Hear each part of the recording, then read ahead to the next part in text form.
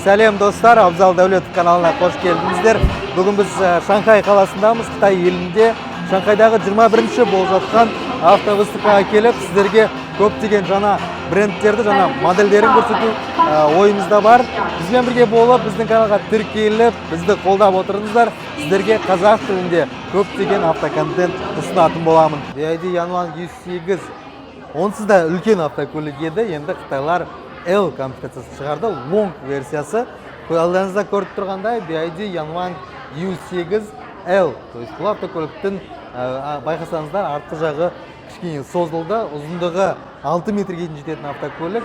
Именно премиалды сегментте қазіргі таңда сатылымы өте жоғары. Тек Қытай нарығында. Біздің СНГ нарықтарында бұл автокөліктің бір екі-үшеуін ғана көрсеңіз болады.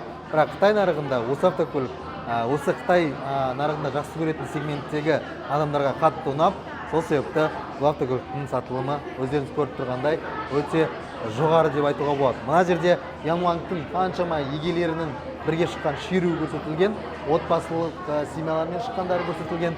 Яғни бұл брендтің сатылымы күннен күнге артып келе жатыр. Өйткені BYD-дің премиалды сегменті. BYD өзінің жаңа тағы да бір моделінің концепт-карын шығарды, ол Dynasty D бренді. Осы модельге көптеген үміт күтіп отыр, өйткені автокөліктің ұзындығы 5-3 метр, колесный базасына келетін болсақ 3 метрге дейін құрайды, және де екі жағында есіктері распашной болып ашылады. Және де бұл автокөлік бұл брендтің жаңа концепт-кары және де жаңа поколениесі деп айтсақ та болады. Қазір таңда бізге тек қана автокөліктің сыртынан ғана доступ бар, ішкі жағын біз өкінішке орай қазір көре алмаймыз. Бірақ презентация болған кезде есіктерін ашып көрсетеді деген ойдамыз. Қазір таңда көптеген суперкарлардың орнын басып жатқан BYD-дің сум бренді Yanwang U9 автокөлігінде осы жерге қойыпты. Бұл суперкар деп айтсақ та болады. Егер де бұл автокөліктің жүріп келе жатып бір дөңгелегі жарылса, автокөлік өзін түзу ұстап тұра алады. Ол осы автокөлікте орнатылған системаға байланысты, яғни пневма системаға байланысты жүреді. BYD Mercedes-пен бірге бірігіп Denza моделін жарыққа шығарды. Denza брендінің жаңа моделі Denza N9 автокөлігі.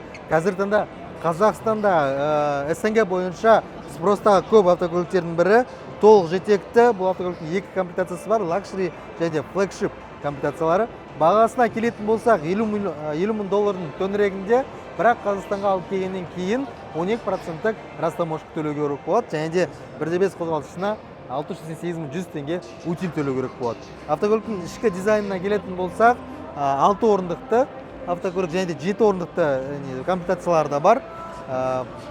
Салоны өте качественно жасалған, аяқ қойғыш тіреуіштерін байқап тұрмыз. Және де алдында отқан кезде автокөліктің өзінің Denza-ның алдыңғы модельдерін біз көрген болатынбыз. Тура сол автокөліктегідей ағашпен және де былғарыдан жасап шығарылған. Аудиосистема Divialet бұл жерде тұр. Автокөліктің дауысын өшіру қазір режимін тауып көрейік, бірақ таба алмадық. Үстіңгі жағын көретін болсақ, алькантарадан жасалған, на ощупь өте жұмсақ, качество материалдарды өте жақсы. Егерде мына нелерін байқасаңыздар, батырмаларын дәл Mercedes-тегідей осындай тас ретінде жасалған. Алдыңғы отқан оң жақ пассажирге атаман кісі бар. Ол дегеніміз нулевой гравитациямен жолда келеткен кезде демалуға өте ыңғайлы. Егер отбасыңызбен жолға шығатын болсаңыз, толықна сиденьелердің бәрін көтеріп қоятын болсаңыз, артқы жүк тасымағанда орын өте аз, бірақ автокөліктің ішінде орын өте көп, өйткені бұл 6 орындықтық қазір таңдағы минивэн. Бұл автокөлік Лисянның прямой конкуренті деп айтуға болады, L9-ға және де Aito M9-ға конкурентінде Denza моделі осы моделін жарыққа шығарды. BMW павильонына да келіп өтті, көптеген біздің көрермендерімізге осы бренд ұнайтынын білеміз. Бірақ бұл кездегі BMW-лердің барлығы Қытайда шығарылған BMW-лар. Сол себепті бұлардың производствосында кішкене өзгерістер бар. Немістер шығаратындар качествосы кішкене өзгешелеу, ал қытайлар шығаратындар да ол жерде тек қана қозғалтқышын және де трансмиссиясын неміс заводынан келген адамдар тексеретін болса, қалған бүкіл детальдары Қытай нарығында жасалып шығады. Тағы не айтыламыз? Жаңадан BMW M5 көрсетілген, BMW XM және де BMW M2 в основном тек қана толық жиынтықтарын және де M пакеттегі жиынтықтарын көрсетіп өткен. Қытайлар бір орында тұрмайды. Қазір таңда Xiaomi моделінің S7 Ultra автокөлігін көріп тұрмыз. Бұл автокөлік 0-ден 100-ге дейін 2 секундтың ішінде жүреді. 1300 аттың күші бар. Осы жақында ғана жарыққа шықты. Бағасы $70,000 төңірегінде. Ал егер де біздің бұған дейінгі обычный S7-міз 0-ден 100-ге дейін 2,8 секундта жүрсе, мына автокөлігіміз 2 секундта жүреді. Былай қарасақ, қала ішінде 2 секунд 100-ге дейін ол ешкімге керек емес. Бастапқы өзгерістерден біз не көріп тұрмыз? Ол карбонокерамикалық элементтер автокөлікті жеңілдету үшін. Орындықтарына келетін болсақ, спорттық дизайнда сары түсте ремендерімен ультра болғандықтан бүкіл элементтері толық карбоннан. Былай айтқан кезде бұл M5 4 орындықтық, бірақ электричка түрінде. Қазір таңда Чанан Су брендінің Депал павильонына келіп тұрмыз. Бұл жерде жаңа автокөліктерін көрсетіп жатыр, жаңа модельдерін көрсетіп жатыр. Соның бір басты моделі, хит моделі ол Депал S09 автокөлігі. Бұл автокөлік жақында ғана шықты. Артқы жетекті және толық жетекті комплектациялары бар. Бағасы бар болғаны $25,000 басталады.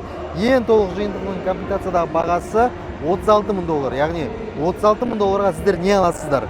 Толық жетекті автокөлік бағасы L6-тің бағасымен бірдейлесен, бірақ размері бойынша L9 алғандай боласыздар. 3 ратты сиденье бұл жерде толықтай, артыңғы багажның отделениесінде орын өте көп, нулевая гравитация, аяқ тіреуіштерімен, былай 2 ратты капитанский сиденьелер, нулевой гравитациясымен, телевизор, панорама, яғни Қытайдың ішіндегі нарықтағы демпинг өте қатты қарқынды дамып келе жатыр.